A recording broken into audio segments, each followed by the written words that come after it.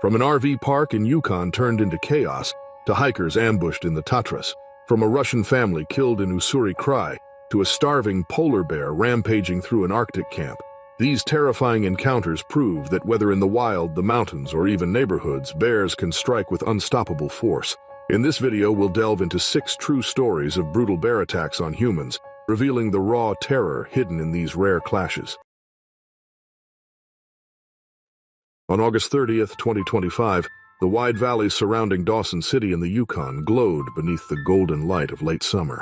The season had reached that moment when days remained warm, yet the shadows stretched longer, carrying the quiet signal of autumn's approach.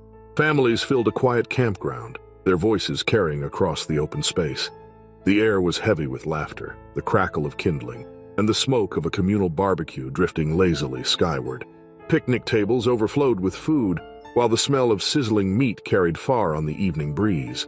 Among the campers was Henry Dalton, a retired hunting guide who had spent most of his years navigating the northern wilderness. His life had been marked by long seasons of guiding travelers, hunters, hikers, and those unprepared for the raw challenges of remote country. His arms bore scars from close calls with moose and wolves, his stories often returning to sudden storms and narrow escapes. Though no longer guiding parties across ridges and valleys, he remained deeply tied to the land. Age had bent his back slightly and stiffened his stride, yet his instincts stayed sharp. Henry's fellow campers regarded him as steady and reliable, the kind of man who could be counted on to split firewood for a neighbor or offer advice about the best places to cast a fishing line. That evening, the campground pulsed with energy. Children darted between rows of trailers, their laughter echoing across the valley, while parents gathered beneath a wide pavilion.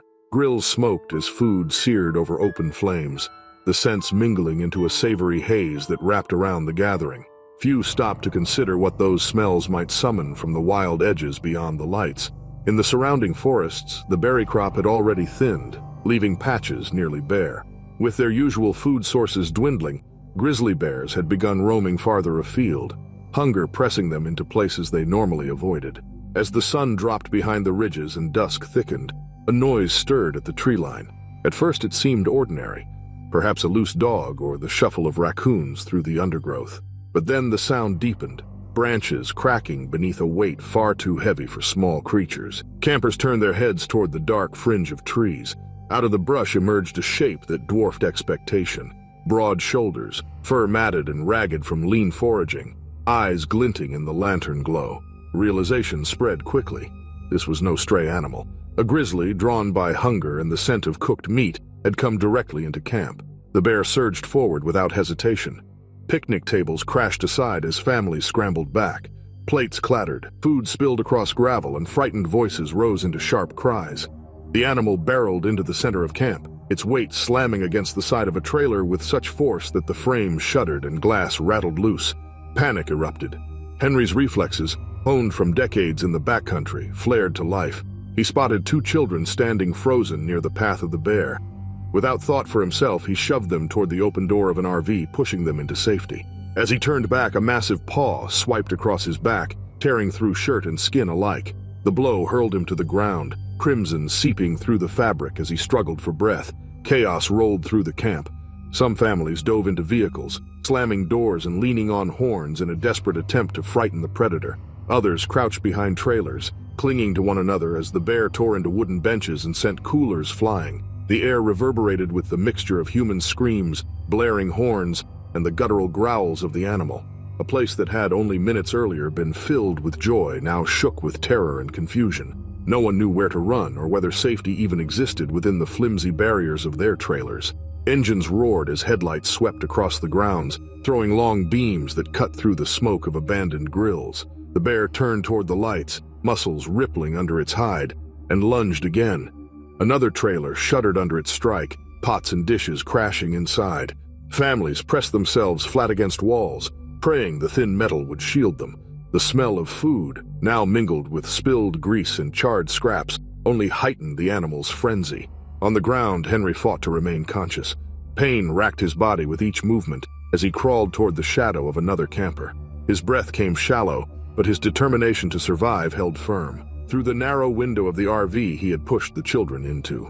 Their wide eyes peered out, brimming with tears but filled with desperate hope. Around them, smoke drifted low, curling from fires left untended when fear scattered the campers. The turning point came with an unexpected thunderclap of machinery. A long-haul trucker passing on the road nearby had caught sight of the commotion and pulled his rig toward the entrance of the campground. With a violent hiss, the air brakes released in a blast that cut through the valley like an explosion. The bear froze, startled by the unfamiliar sound. It swiped at the dirt, huffed, then staggered back. For a tense stretch of seconds, its eyes glowed in the lights, reflecting unease. Finally, it turned away, slipping back into the darkness of the forest. Its departure left behind overturned tables, claw-slashed siding, and silence broken only by ragged sobs. Relief came slowly.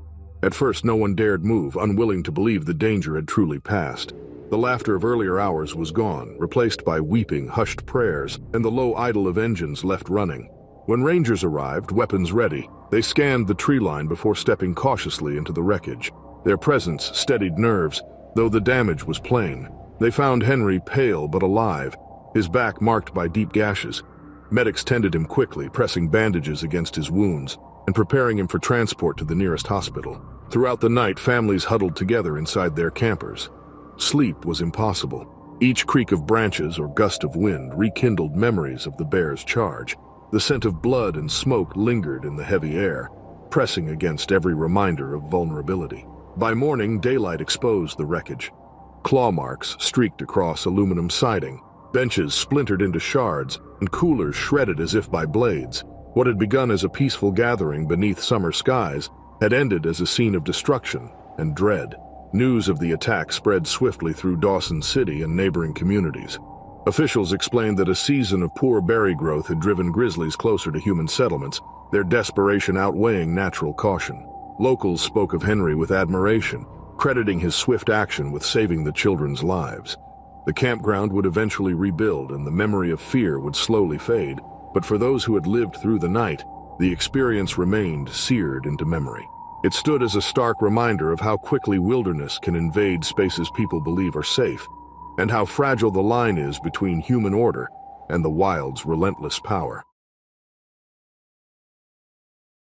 On June 14, 2022, the low Tatras Mountains in Slovakia glowed beneath bright summer light as 5 friends followed a winding alpine trail.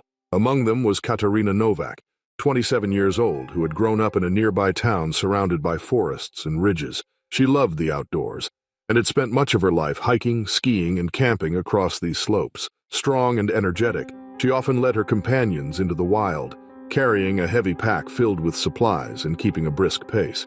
During the week, she worked in an office in the city, but her spirit thrived on long paths and fresh air, away from routine. For this trip, she had joined 4 close companions, all eager for a weekend trek into the high country, where peaks rose sharply and valleys shimmered with patches of green. The group carried trekking poles, packs stocked with food, water, and small first aid kits.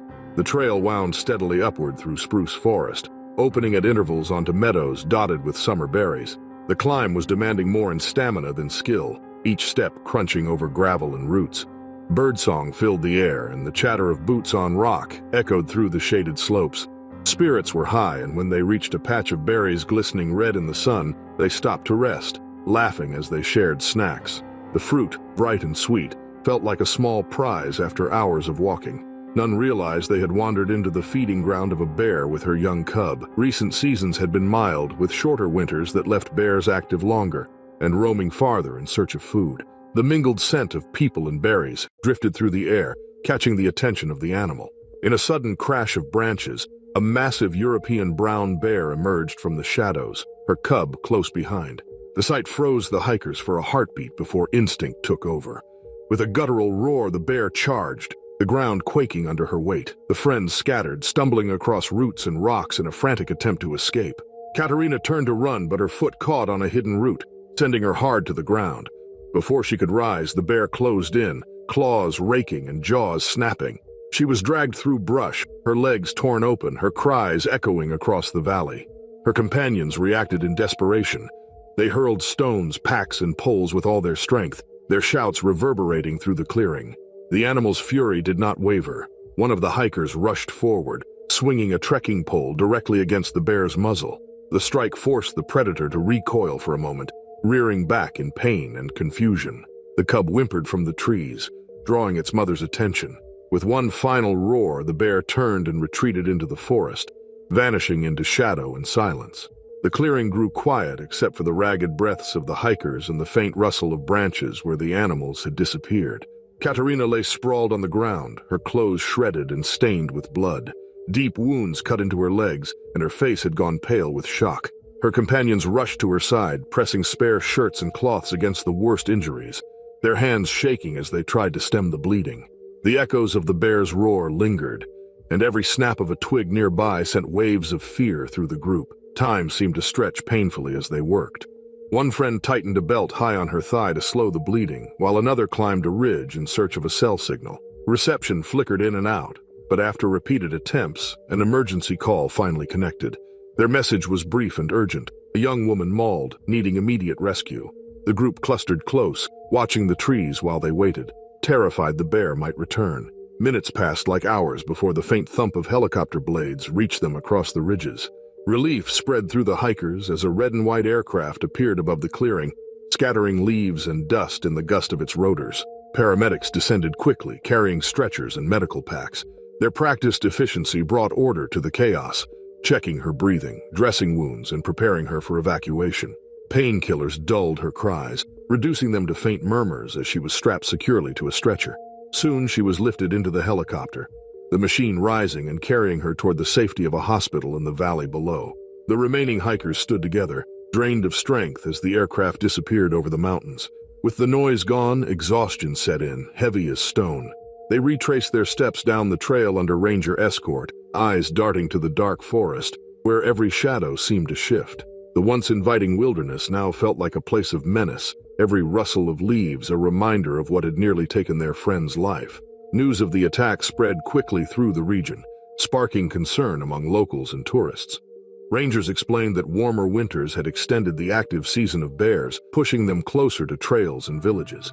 They urged hikers to remain alert, travel in groups, and avoid berry patches during peak feeding times. The incident renewed discussion about how climate change was altering wildlife behavior, turning once rare encounters into more frequent and more dangerous events.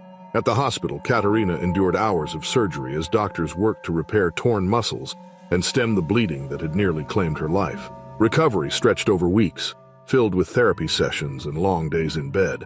Her legs bore deep scars, permanent reminders of the encounter, yet her determination remained intact. When she later spoke about her experience, she emphasized caution in the wilderness and respect for the animals that lived there, urging others to understand the risks. For her companions, the memory of that afternoon remained etched deeply. What had begun as a peaceful alpine journey had in an instant turned into a battle for survival. The sight of their friend fighting for her life and the raw power of a mother bear protecting her cub left lessons they would carry forever. The mountains remained beautiful, but to them, beauty was now inseparable from the memory of danger, a reminder of how quickly wilderness can assert itself, leaving scars on both land and people. On November 16, 2020, the forests of Ussuri Krai lay heavy with the silence of late autumn, the trees stripped bare and the ground scattered with fading leaves. The Sokolov family was making their way home after a quiet weekend trip. Andrei, a man in his early 40s, was behind the wheel of their dark SUV. A hardworking professional, he was proud of the life he had built for his loved ones. Beside him sat Marina, his wife, who had devoted much of her life to caring for their home and raising their young son. In the back seat, 8-year-old Misha gazed out the window at the passing woods, clutching the small toy he carried almost everywhere. The family lived in a nearby town where Andrei worked long hours to ensure comfort and stability. Despite his schedule, he often made time for short trips, believing these moments strengthened their bond and gave Misha memories beyond classrooms and streets. Marina shared his love for escapes, though she often worried about the risks of traveling through remote areas. Their son, still full of wonder, admired the world around him with wide eyes, asking questions about animals, trees, and rivers as they drove along winding forest roads. That Sunday evening, as dusk settled over the valley, their vehicle rolled steadily along a narrow dirt road cutting through the taiga. The cold air hinted at the hard winter soon to come, and food was already scarce for the region's wildlife. Hungry predators roamed closer to human paths, instincts driving them to greater risks. None of this was on Andre's mind when a shadow appeared on the road ahead. A massive grizzly blocked the way, its hulking form illuminated by headlights. Its fur was rough and patchy, ribs faintly visible beneath the thick coat, clear signs of hunger. Andre slowed the car, expecting the beast to retreat. Instead, it lowered its head, released a guttural sound, and lunged straight at them. The impact shook the SUV as the bear crashed onto the hood. Glass shattered in an explosion of shards as claws tore through the windshield. Marina cried out as the animal's weight rocked the cabin, and Misha ducked low in fear. A powerful paw swung across the driver's side, and in seconds Andre was dragged halfway out of the vehicle. His desperate struggle ended beneath the crushing force of the predator. Inside, Marina fought panic. Her instincts took over as she shoved Misha deeper into the back seat, slammed the locks, and hit the horn. The blare echoed through the forest, while the animal clawed at the frame. Seconds stretched endlessly until distant gunshots rang out. Local hunters, alerted by the commotion, rushed forward, firing again and again until the beast collapsed. The family's nightmare had unfolded in minutes. Their lives forever changed on that dark forest road. The silence after the final gunshots felt unreal, broken only by Marina's ragged breathing and Misha's soft whimpers. Smoke from the rifles mingled with the bitter scent of torn metal and blood. The once powerful Grizzly now lay sprawled across the dirt, blocking the path. For Marina, the sight brought no relief, only a crushing weight as her eyes searched the place where Andre had fallen. The hunters approached quickly, their boots crunching over gravel and leaves. With careful hands, they pulled open the twisted door, lifting Marina and her son out. Both were trembling, their clothes smeared with blood and glass fragments. Misha clung to his mother, his eyes fixed on the broken shape of the vehicle and the still outline near it. There were no words needed to understand what had been lost. Andre's absence carved a hollow space no noise or motion could fill. Authorities soon arrived, lights flashing against the trees. The forest road filled with figures moving with urgency. But for Marina and her boy, the world had shrunk into a haze of grief and shock. They were placed into another vehicle and driven away from the scene, the sound of sirens fading as the forest swallowed silence again. At the hospital, doctors treated Marina's cuts from shattered glass and examined Misha for bruises and shock. Physically, they would recover, but the weight of what they had witnessed in the days that followed, news of the tragedy spread across the region. Newspapers printed headlines about the attack, and officials spoke about the increasing encounters between people and bears in Ussuri-Krai.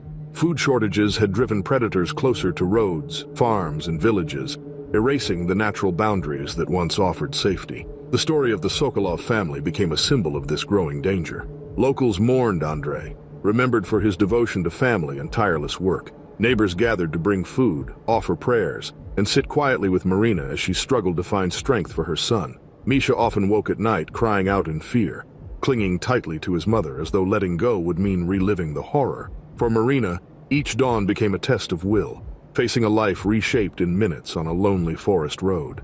Officials began discussing new measures, from stricter patrols to better warnings along rural highways.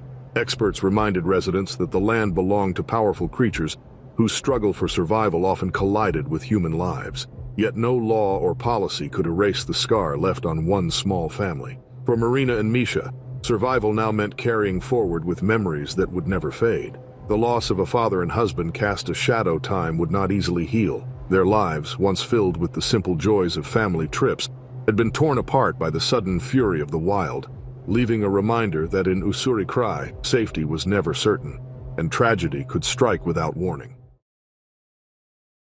On July 14, 2015, the rugged cliffs of Kodiak Island towered over the shoreline where salmon gathered in their yearly run. Ethan Walker, a 35-year-old climber from Washington, had long dreamed of tackling the steep granite walls that rose above the bays.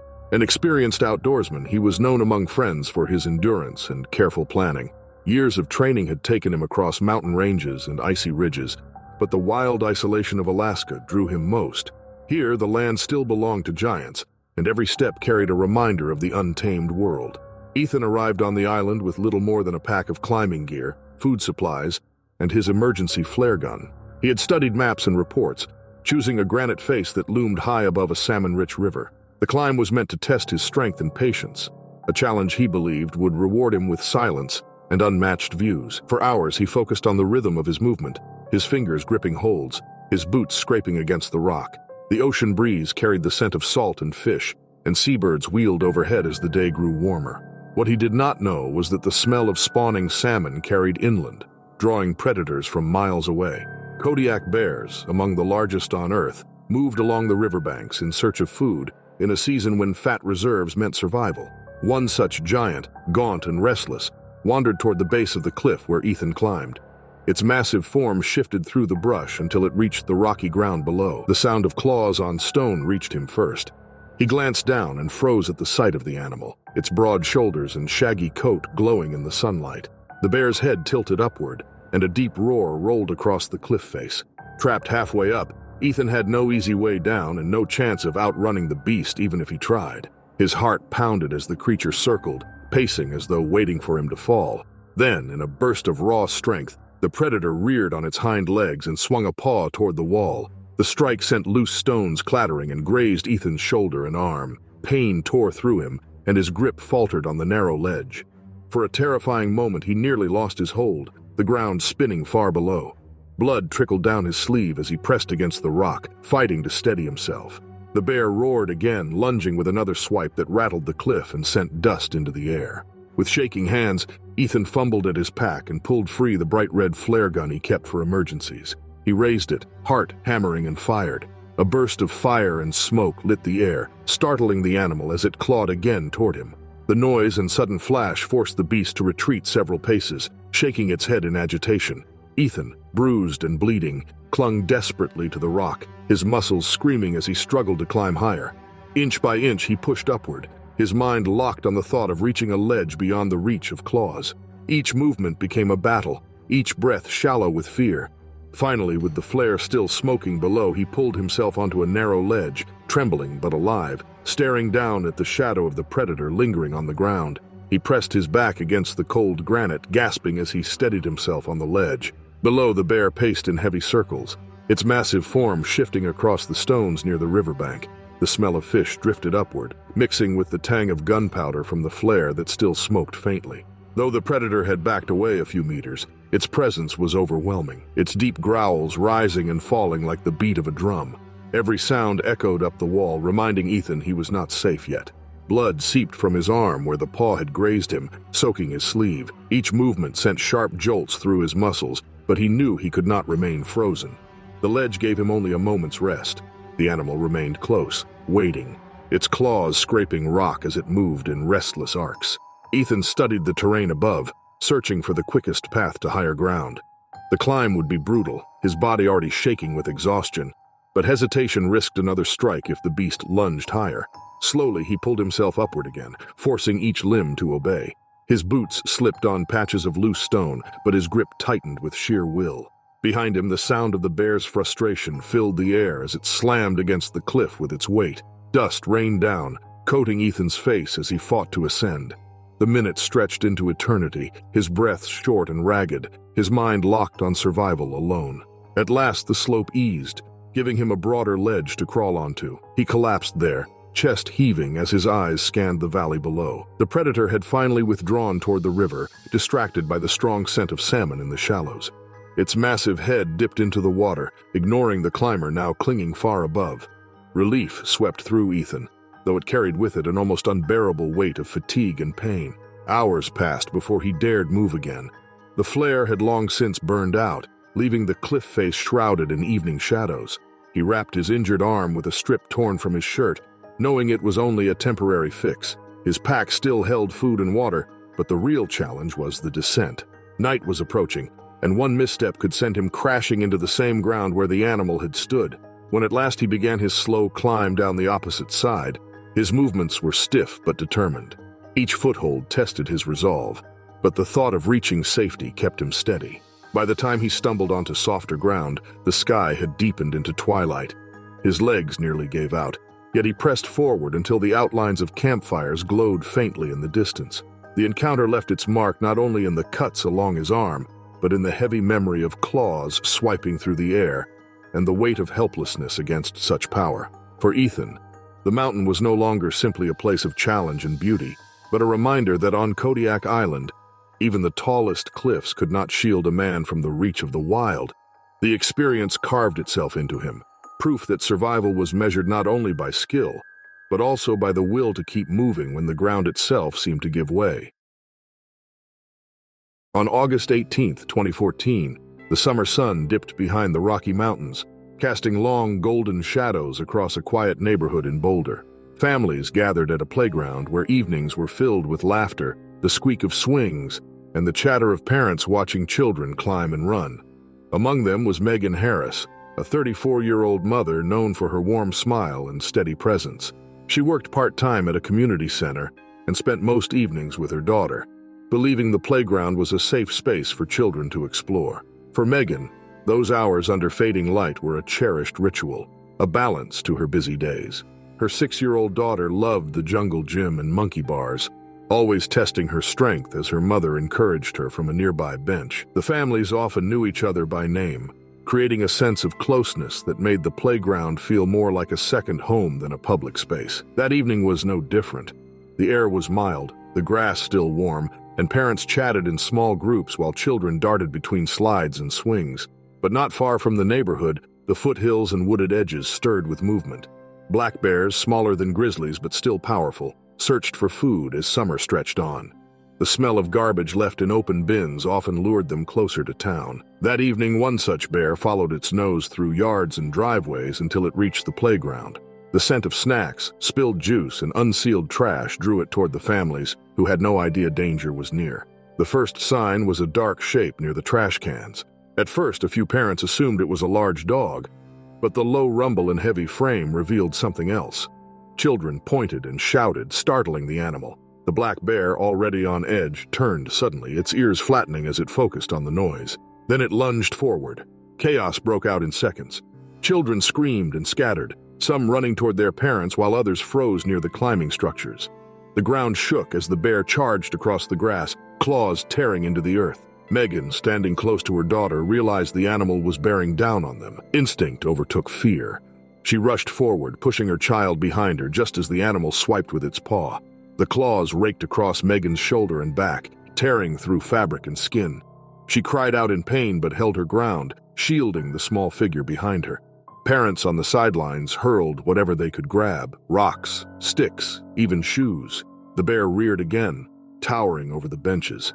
For a few heartbeats, the scene was nothing but panic, dust, and survival. Finally, the combined noise and blows forced the predator to hesitate. It snarled, snapping its jaws before retreating several steps, circling with frustration. Megan fell to one knee, clutching her wounds as other parents closed in to protect her and her daughter. The bear lingered, pacing, until another volley of stones and shouts drove it back toward the edge of the park. Parents rushed to Megan's side as the bear slipped into the darker edge of the trees, leaving behind a playground that had transformed from joy to terror in minutes. The air was filled with sobs, frantic shouts, and pounding feet as families gathered their children. Megan lay on the grass, clutching her bleeding shoulder and back, her breaths shallow but steady. Her daughter clung tightly to her hand, trembling yet safe because her mother had stood between her and the animal. One parent called emergency services while others tried to slow the bleeding with jackets and towels. Deep claw marks stretched across Megan's shoulders and down her back, each wound raw and jagged. Her face was pale, but she remained conscious, nodding weakly as neighbors kept her stable. Soon sirens cut through the unsettled night. Paramedics arrived, pushing through the crowd near the park entrance, their movements sharp and practiced. As Megan was lifted onto a stretcher, the crowd parted in silence. Children clung to their parents, their earlier laughter replaced by heavy quiet. The ambulance sped away, its lights flashing against the dark sky, while police secured the scene and urged families home. Wildlife officials soon joined them, tracking the bear's path through the neighborhood. They warned the community that garbage was a steady lure, and this was not the first sign of trouble. At the hospital, doctors worked for hours to close the wounds. More than 60 stitches were needed to repair the damage left by the bear's claws. Though Megan would carry scars, her quick action had spared her child. The story spread quickly through Boulder, leaving residents stunned at how suddenly a normal evening had turned into a fight for survival. The following days brought both relief and unease. Relief that Megan had survived, that no child was taken, and that the bear was later captured by wildlife officers. Yet unease lingered, for the attack proved how close the wild could come to suburban life. Parents who once let their children play freely now stayed close, scanning tree lines and trash bins.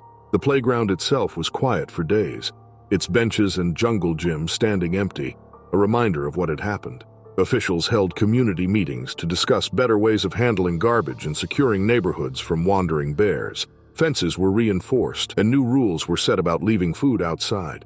But no preparation erased the memory of that night. For many families, the sight of Megan stepping forward and taking the full force of the animal's claws became a symbol of sacrifice and courage. Months later, once healed, Megan returned to the park, walking slowly with her daughter at her side. Though her body carried scars and her movements were careful, her presence was proof of survival. The playground regained some of its life, but the shadow of that August evening remained. A lasting reminder that even the smallest black bear can turn a peaceful place into a battlefield when instinct and fear collide. On March 12, 2020, the research camp in the high Arctic stood quiet beneath the endless twilight. The group of 10 had been working for months, studying the effects of shrinking sea ice on local wildlife. Among them was Johan Lindberg, a 45-year-old field leader from Sweden, known for his calm nature and years of polar experience. He had spent much of his life in extreme conditions, trained to face storms, frostbite, and the isolation of remote stations. What he never expected, however, was how desperation in the animal world could bring terror to their very doorstep. The camp itself was a patch of color against the frozen landscape. Bright tents dotted the snow, secured by lines and poles, with heaters and generators buzzing through the long, cold nights. Inside, notebooks, maps, and samples told the story of a group dedicated to understanding an environment under threat. Johan carried the weight of leadership, ensuring that younger researchers remained safe and focused, guiding them through long treks on shifting ice. Though the work was exhausting, the sense of purpose drove them onward. That season, signs of trouble were everywhere. The sea ice was thinner, breaking sooner, and tracks of wandering polar bears appeared closer to human camps with each passing week. Locals warned that starving animals might push farther inland, their hunger overriding caution. The team knew the risks, but knowledge was no shield against what came next.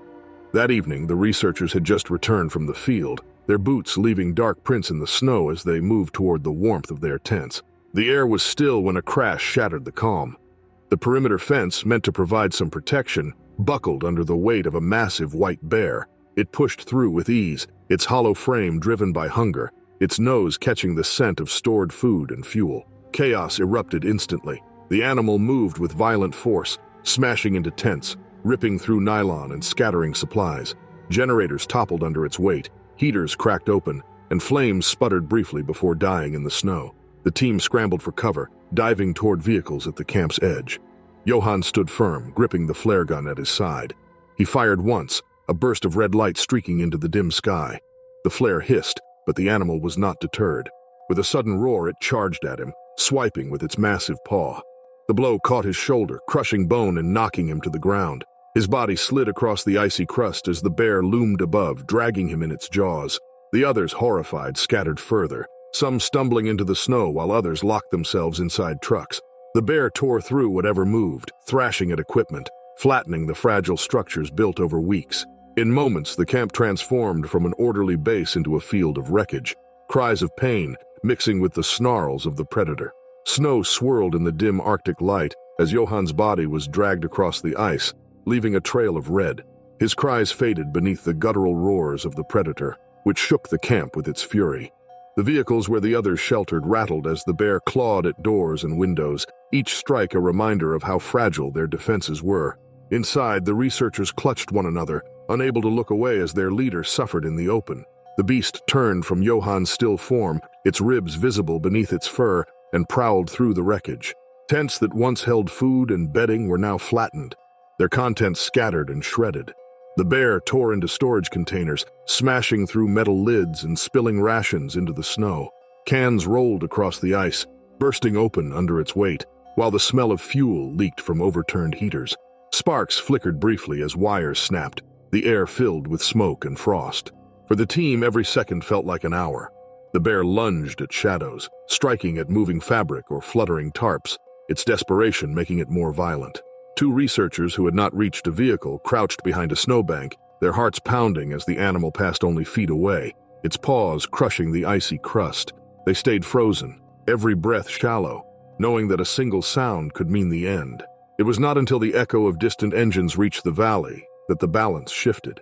Hunters from a nearby settlement, alerted by the screams and alarms, rode hard across the snow on their machines. Their headlights cut through the gloom, beams bouncing across the broken camp. The polar bear raised its head, black eyes catching the light, and gave a guttural roar. Shots cracked into the air, flares streaked overhead, and the animal hesitated. It turned slowly, its sides heaving, then lumbered back toward the open expanse beyond the fence. Its massive frame disappeared into the tundra, leaving silence behind except for the hum of the approaching machines. The camp lay in ruins. Johann, fatally wounded, had stopped moving long before help arrived. His body was carried gently to one of the vehicles, covered with a heavy blanket. Around him, the rest of the team emerged, shaken and pale, their faces hollow with shock. Supplies were scattered, equipment ruined, and the research site no longer safe. The hunters remained on guard, weapons raised, until they were certain the bear had gone. In the following days, news of the disaster spread across the Arctic and beyond. Officials issued warnings that thinning ice was forcing polar bears into human areas more often, their hunger making them fearless and aggressive. The tragedy was described as a warning of what was to come if conditions continued to change. Johann's name became tied to the story, remembered as the man who stood with nothing but a flare gun against the strongest predator of the North. For his team, the memory lingered. The sight of torn tents and claw marks etched into steel haunted them long after they returned home. Each carried the scars of that night, whether on their bodies or in their minds. They had gone north to study the changing world, but the world itself had struck back with a force none of them would ever forget.